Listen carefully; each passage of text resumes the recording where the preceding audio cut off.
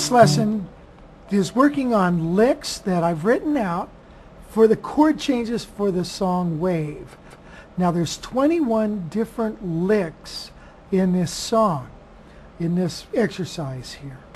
Now what we are going to do is when a student is soloing over the song Wave, especially if it's at a slower tempo, there's a tendency to want to double time it. So what I've done is written out 21 double timed licks around the chord changes.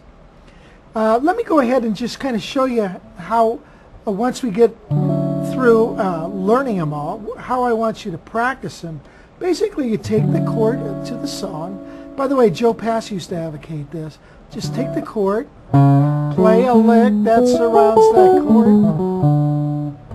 Second chord is B flat diminished.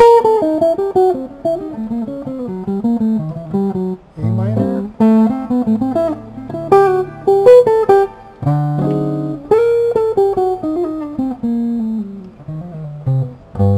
And so on. We just do it right down the chords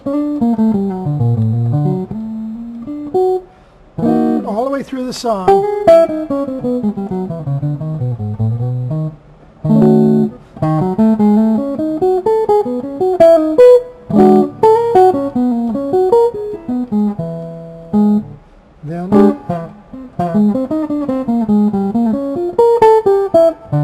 Then now we've just made it through the first A section, and then I've got a bunch more licks.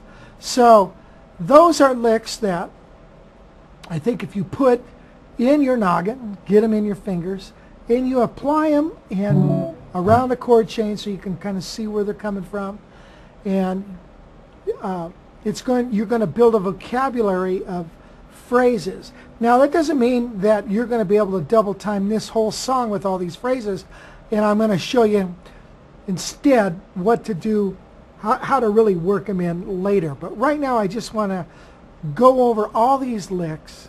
I think this is going to be a really valuable lesson, and of course these licks can transpose to many, many different songs. So it's another way of getting licks under your belt and using them as vocabulary springboards. In other words, you don't always have to play the exact same licks. You reorganize things and play them differently all the time, but it gives you a beginning starting point. And these are, by the way, they're technically demanding, so they are going to build your chops. So tell you what, let's first get into it and let me show you close up in slow motion all the licks. Let's get into it. Here we go.